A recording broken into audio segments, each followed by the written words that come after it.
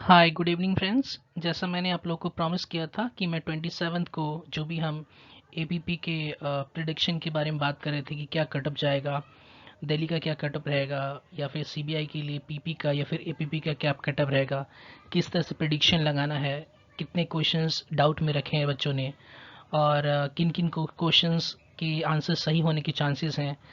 तो इन सब चीज़ों को मद्देनज़र रखते हुए आज मैं आप लोगों के सामने कुछ क्वेश्चंस जो हैं जिस पे डाउट्स हैं, जो माइनर डाउट्स हैं, माइनर मिस्टेक्स हैं, उन क्वेश्चंस को आपके सामने लेके आया हूँ विथ कीज़ और रेलिवेंट सेक्शंस के प्रोविजंस। तो जो भी मैं आपको क्वेश्चन दूंगा, तो उस क्वेश्चन का जो भी आंसर बताऊंगा, तो उस आंसर के लिए मैं आपको एक एविडेंस दूंगा। आप उसको खुद से जाके चेक कर सकते हैं, जहाँ पे भी रेलिवेंट प्रोविजंस होगा, जिस भी एक्ट में होगा, आप उस सेक्शन को रेफर करके आप चेक कर सकते हैं और अपना आंसर को मैच कर सकते हैं। अगर आपका आंसर सही है तो आप आंसर को अपनी मार्क्स को प्लस कर लीजिएगा। अगर आपका आंसर गलत है तो अपनी मार्क्स को उसी अकॉर्डिंग आप डिडक्ट कर लीजिएगा। ठीक है, माइनस मार्किंग को ध्यान में रखते हुए। तो चलिए हम आज कुछ जो माइनर मिस्टेक्स हुए हैं हम लोगों से, उसके बारे में बात करते हैं। देखिए हमारा जो पहला क्वेश्चन, मुझे पता नहीं आपका सेट कौन सा है, ए बी सी डी, कुछ भी कोई भी सेट हो सकता है। आप क्वेश्चंस को उसके अकॉर्डिंग देख लीजिए।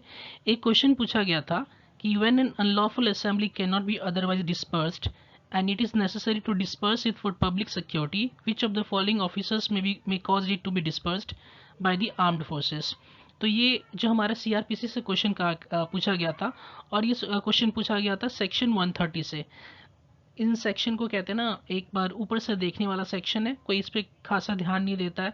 इंपॉर्टेंट सेक्शन जो इसी चैप्टर के हैं वो आपके 133 हो गए, 130 142 हो गया, 143 हो गया, 44 144 ए हो गया, 145 से लेके 148, वो सारे इंपॉर्टेंट सेक्शंस हैं। तो ये ऐसे ही पूछ लिया गया, तो ये चांसेस हैं कि अगर किसी ने अगर इसको ऊपर से नहीं देखा होगा तो वो गलती करेगा। एनी एग्जीक्यूटिव मजिस्ट्रेट आपने मार दिया होगा तो गलत है। इसमें साफ साफ लिखा हुआ है कि कोई भी जो एग्जीक्यूटिव मजिस्ट्रेट है वो हाईएस्ट इन रैंक होना चाहिए और वो प्रेजेंट होना चाहिए।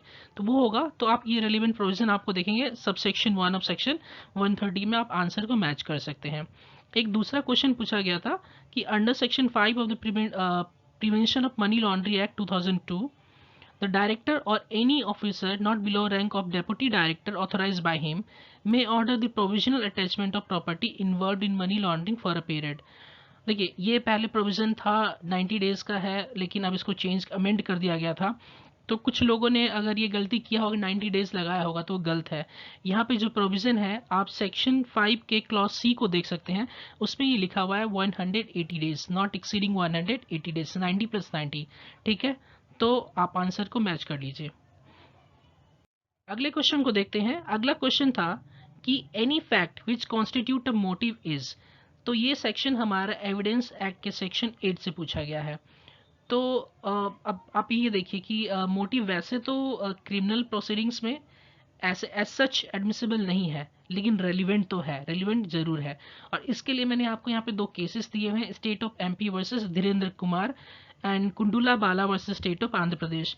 इन दो केसेस को आप गूगल पे डालेंगे तो आपको आंसर वहाँ पे मोटिव की क्या रेलिवेंसी है, कब रेलिवेंट होता है under section 8 of Indian Evidence Act, आपको उसमें मिल जाएगा। नेक्स्ट क्वेश्चन पूछा गया था which of the following is या which of the following falls within the domain of central vigilance commissions. तो इसमें ये पूछा गया कि सेंट्रल विजिलेंस कमीशन के डोमेन में, एक डोमेन यानी कि अधिकार क्षेत्र में क्या क्या आता है। तो ये थोड़ा सा डाइसी है, मैं इस पर फिर भी कमेंट नहीं करूंगा, लेकिन हाँ, मैंने आपको इसका जो आंसर होना चाहिए 1 2 3 सारे आंसर होने चाहिए। और इस प्रोविज़न को आप सेक्शन जो इस एक्ट है सेंट्रल विजिलेंस कमीशन, इसके सेक्शन 19 को आप रीड कीजिए। और 19 को रीड करने के साथ एक गवर्नर ने सर्कुलर रेगुलेशंस निकाला था, उसका पीडीएफ का लिंक जो ये है मैं यहाँ पे पेस्ट कर रखा हूँ, आप यहाँ से पढ़ सकते हैं। तो उन दोनों को अगर ज्वाइंट रीडिंग करेंगे तो आपको आंसर मिल जाएगा। तो इसका आंसर 1 2 3 होना चाहिए। चलिए अगले क्वेश्चन को देख लेते हैं। अगला क्वेश्चन है हमारा कि स्पेशल जज appointed to try offences under the prevention of corruption act 1988 can try in a summary way an offence committed by a public servant in relation to contravention of what. तो ये बोला गया, ये पूछा गया है कि अगर कोई स्पेशल जजेस अगर कोई पनिशमेंट को किसी चीज़ का पनिशमेंट दे रहा है किसी कॉन्ट्रावेंशन के लिए, जो कि प्रिवेंशन ऑफ करप्शन एक्ट में है, तो उसके लिए क्या देगा पनिशमेंट। तो कई लोगों ने इसका 1 2 3 सब सबने लगा दिया 1 2 3 या कुछ ऐसे करके। नहीं, इसका आंसर 1 2 3 नहीं है, 3 तो बिल्कुल भी नहीं है। आप इसको कुछ मत कीजिए, आप सेक्शन 6 को खोलिए, सेक्शन 6 को देखेंगे आप, वहाँ पे ये समरी ट्रायल का पावर दिया हुआ है उसमें, तो उसमें आपको ये दिखा जाएगा कि अगर आप 12A1 of essential communities act 1955 या उसी का जो है ना उसका subsection clause A of subsection 2 of section 12A इसका कॉन्ट्रावेन करते हैं, तो इसके लिए वो आपको समरी वे में ट्राई करके पनिशमेंट देगा। तो 6 यहाँ पे साफ साफ मेंशन किया हुआ है, तो आप इसको देख सकते हैं यहाँ पे। फिर एक क्वेश्चन पूछा गया कि power of the central vigilance commission are that of a civil court while. तो ये बोलता है कि जो सेंट्रल विजिलेंस कमिश्नर का पावर एक सिविल कोर्ट के जैसा पावर है। कब है वो पावर सिविल कोर्ट के जैसे? कुछ मत कीजिए, आप एक्ट उठाइए और सीबीसी एक्ट उठाइए, सेक्शन 11 देखिए, साफ साफ उसमें लिखा हुआ है कि पावर कब एक्सरसाइज करेगा, with reference to clause C and clause B of section 8 vigilance commission act 2003, इसके रेफरेंस में वो पावर को एक्सरसाइज करेगा। बट वो पावर एक्सरसाइज करने का किस सेक्शन में दिया हुआ है? 11 में दिया है। रेफरेंस कहाँ से ले रहा है? 8(1)(b)(c) से, ठीक है। तो इसका आंसर जो होना चाहिए ये होना चाहिए। उसके बाद एक क्वेश्चन पूछा था कि which one of the following is the punishment for an offence of abetment under the prevention of corruption act 1988 whether और not offence has been committed. Offence commit हुआ है या नहीं हुआ है, लेकिन अगर आपने अबेट किया है तो उसके लिए प्रिवेंशन ऑफ करप्शन एक्ट 1988 में क्या प्रावधान है, क्या सजा मिलेगा आपको। तो देखिए कुछ लोगों ने इसका, ऑफ कोर्स वो पहले था, पहले 3 इयर्स था, इसमें 2 प्रोविजंस है। अगर आप सेक्शन 10 को पढ़ेंगे तो वो भी अबेटमेंट की बात करता है, वो पब्लिक सर्वेंट की बात करता है, और सेक्शन 12 को करें तो वो भी अबेटमेंट की बात करता है, दोनों अबेटमेंट की बात करता है।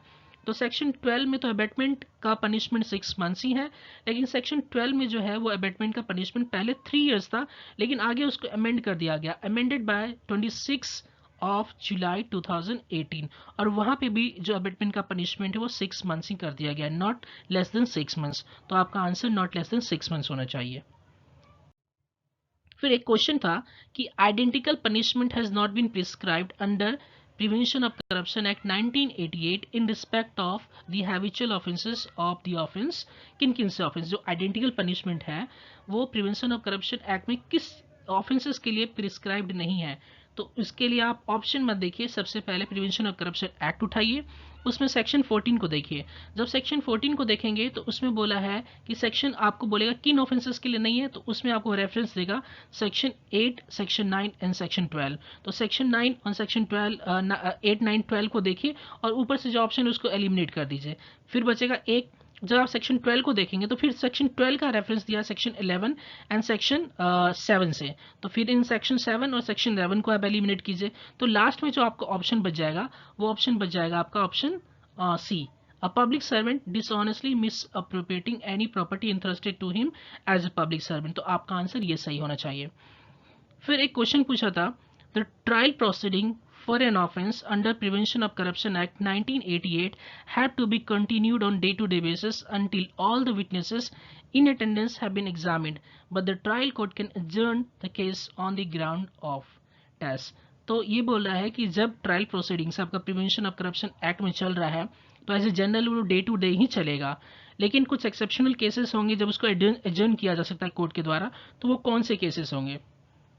इसके लिए आप सेक्शन 309 सीआरपीसी का निकालिए, sub section 2 and clause C. तो वहाँ पे देखिए, वहाँ पे लिखा हुआ है, वहाँ पे कुछ ग्राउंड्स दिए हैं, इसी ग्राउंड्स को प्रिवेंशन ऑफ करप्शन एक्ट में जब ट्राई किया जाता है तो सेम ग्राउंड्स को उसमें भी फॉलो किया जाता है, तो वहाँ से आपको आंसर इसका मिल जाएगा। तो इसका आंसर होना चाहिए कि that a witness is present in court but the council does not want to cross examine that witness. तो इस ग्राउंड पे केस को अडजर्न किया जा सकता है, नेक्स्ट डेट दिया जा सकता है।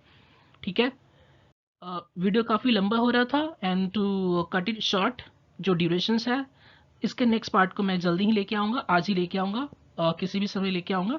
Meanwhile I request each of you to please comment your actual marks after deductions.